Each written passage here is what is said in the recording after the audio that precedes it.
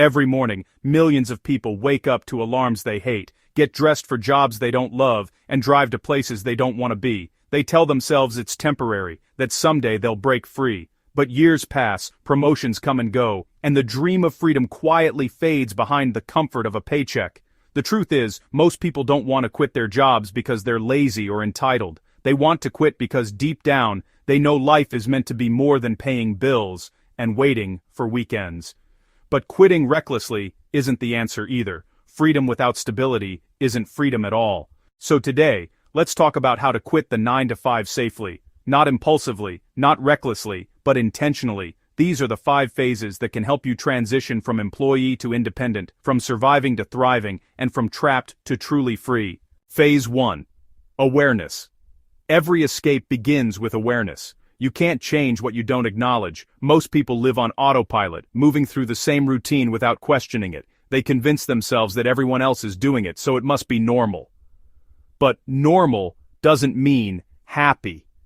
This is the moment you step back and start asking the hard questions. Am I fulfilled? Am I growing? Am I building the life I actually want, or just the one I settled for? You start tracking your time. You realize how much of your life is sold by the hour. You notice how often you trade your peace for a paycheck.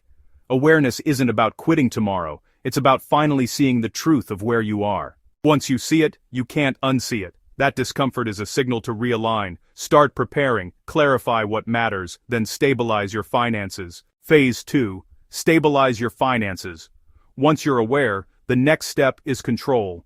Freedom begins with stability. Before you can walk away from your job, you have to get your financial house in order. Start with your numbers. How much do you make? How much do you spend? Most people never actually know.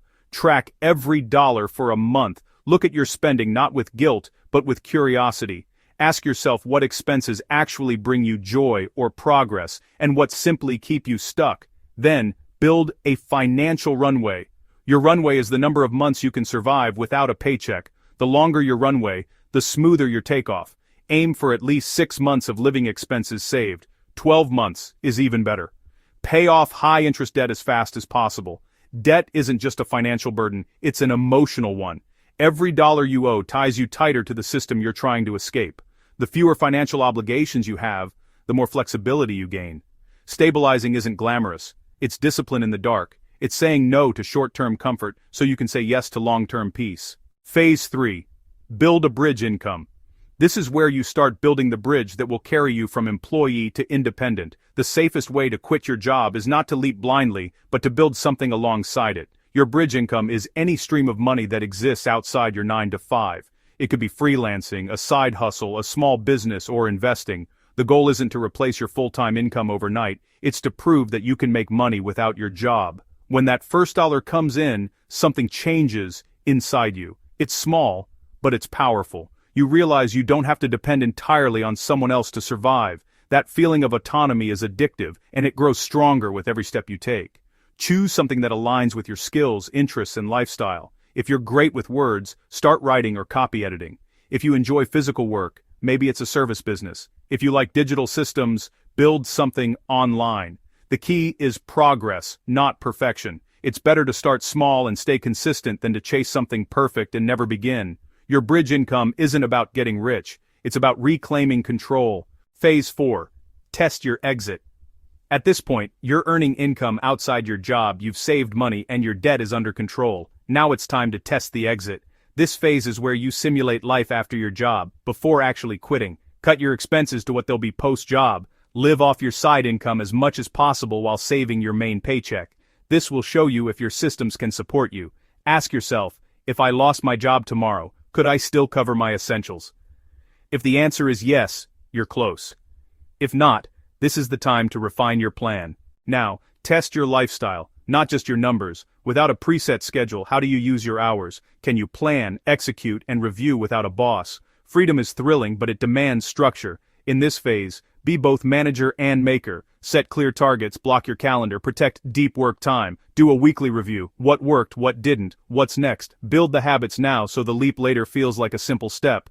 The goal isn't perfection, it's confidence. When your numbers work and your mindset aligns, you'll know you're ready. Phase 5. The transition.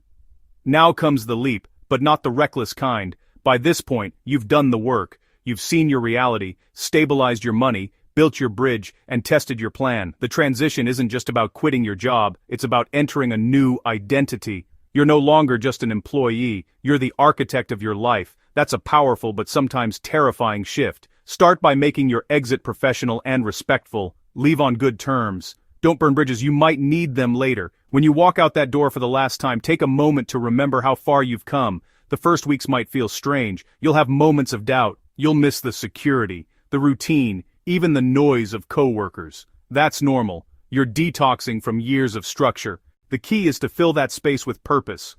Stick to a daily routine. Start your mornings intentionally. Continue learning, building, and connecting with others who've walked the same path. You'll find that freedom isn't just about time or money, it's about choice. The ability to decide what your days look like, who you spend them with, and what impact you want to make.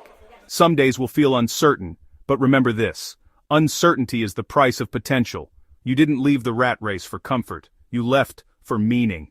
The most successful people who've quit their 9-to-5 safely all share one thing in common. They respected the process. They didn't treat freedom as an escape. They treated it as a mission. They mapped steps, measured progress, and kept showing up, even when it was boring. The goal isn't just to quit your job. It's to build a life that doesn't require one. A life designed around purpose, autonomy, and fulfillment. You create systems that pay you back, protect your energy, and let your best work compound over time. Because happiness doesn't come from running away from something, it comes from running towards something better. When you reach that point, when your time becomes your own and your income no longer depends on permission, that's when you truly escape the rat race. You don't have to have all the answers right now, you just need the courage to start phase 1. Awareness. See your situation for what it is, then move one step at a time. Remember, every person you've ever admired who lives on their own terms started exactly where you are. Tired. Uncertain. But determined to find more. The road to freedom isn't fast, but it's real and repeatable. Each deliberate step you take, every lingering debt you pay down, every hard-earned dollar you set aside, every focused hour you invest in your dream, moves you a measurable inch closer to the life you were meant to live. So start today, right where you are. Take back your time, your choices, and piece by piece, your life. Because the real American dream isn't about working for someone else until you're too old to enjoy it. It's about building a life where you own your time, your freedom, and your future. Before we wrap up, if this helped, please like the video, drop a quick comment, and subscribe for more practical freedom steps. Disclaimer: this video is for educational purposes only and should not be taken as financial advice.